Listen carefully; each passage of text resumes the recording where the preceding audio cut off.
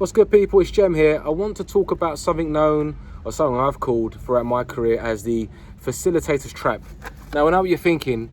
How can facilitation ever be a trap? You know, that's an important, essential skill for any Agile coach or Scrum Master or anyone guiding continuous improvement. How dare you talk about facilitation like that? I'm kidding. I'm being a bit theatrical. Well, this conversation was triggered from a coaching conversation I've had in a week with a Scrum Master.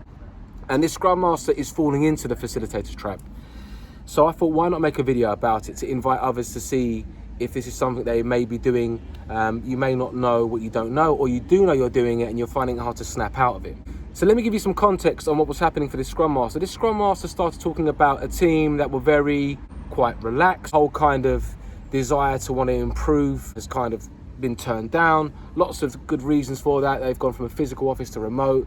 COVID, people been laid off. So there's lots of other factors in here. It's not just one thing. As I dug deeper and we started speaking about specific things, what he mentioned to me was, for example, in a retrospective, he's in full facilitation mode. In other words, he goes in there, he holds a space, he helps with the visualization through some sort of electronic tool. They talk about the improvement item or the Kaizen they did or didn't complete last sprint. All good stuff, and helps the team get to some sort of outcome. So brilliant stuff. This is all, you know, bread and butter for an Agile coach or a Scrum Master in a retro. Now, I asked a question around what was his contribution to the retrospective. And what we got to was, he wasn't actually contributing as a team player, as a participant. That caught my ear because for this context, if you are a Scrum Master and you're using Scrum and the team want to use Scrum, what this means is that you are accountable and you need to be a team player in the retrospective as well as a facilitator.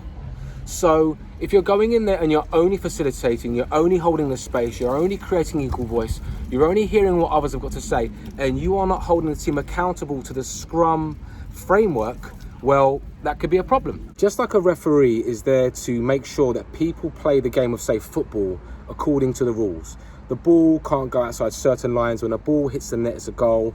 If you tackle in a certain way, that can't be played like that. Scrum Master is doing the same thing in the context of this conversation. If you are exceeding certain time limits of an event, daily Scrum, planning, meeting, whatever, you are now breaking the rules. If you're not able to create something which is releasable at the end of the sprint, you are now going against Scrum rules. If you are now combining certain roles together, it's less advisable, i.e. the Scrum Master and a product owner. So there's nothing taboo here to say that the Scrum Master, in this context, for a Scrum team, should be holding the team accountable and not just facilitating a conversation, holding the team accountable as to whether they are playing the game that they have decided to play by the rules. Otherwise, the game may not work.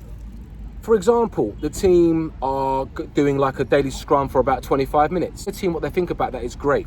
But at some point, if they can't figure it out, you may need to step in. You may need to say, is it because we're talking too little throughout the day? Is it because we are trying to solve problems in the daily Scrum?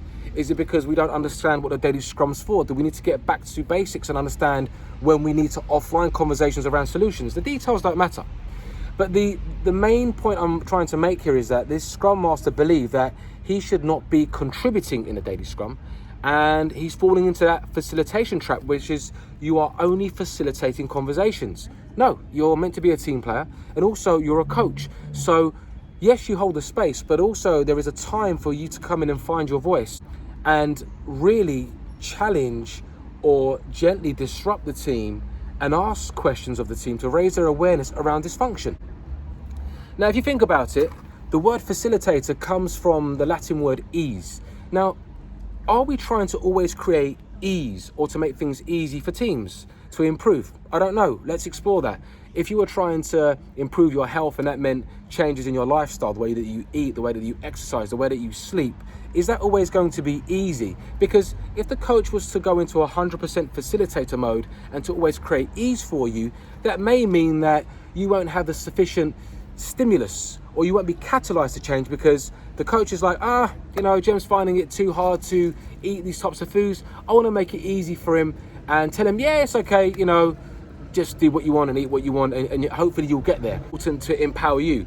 This is an example of a facilitator's trap. Ironically, by always making things easy and facilitating, you are actually becoming an impediment for that team's improvement, whereby it may be the time to find your voice and act as a team player in a retrospective context, or as a coach, depending on that context, and speak your mind and talk about the things that are going wrong. I see it as my job as a coach to try and guide continuous improvement for teams and individuals and organizations. And that means knowing when to be the facilitator and when to be a contributor to a conversation to try and disrupt, raise awareness, and catalyze change. Think about what I'm offering here in this conversation. The Facilitator's Trap is by no way trying to trivialize what the facilitator skill is. It's absolutely key and paramount to any coach or scrum master. But what it is saying is that on one side of the pendulum, you're 100% facilitator, you're making it easy for everyone to go with the flow, and that's fine. And you know, you're helping things move along, and you're creating a conversation, there's a dialogue, superb.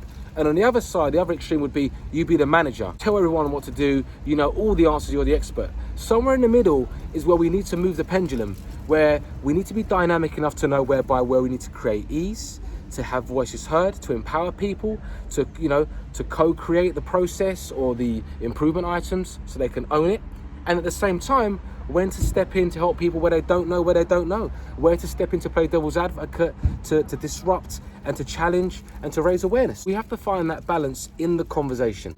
The Facilitator's Trap, this is a phrase that I've coined and I've used, and it's something trap that I've fallen into many times in my career. When I thought about why I've fallen into this trap, it's generally because of being scared to lose rapport with the team, being scared to come across as a command controller, being scared of my own ability to be assertive. You certainly don't want to be Judge Dredd, and at the same time, you don't want to turn into Piglet from Winnie the Pooh, whereby you're so timid and passive. You know, it's like you haven't got your voice. So that's what's up.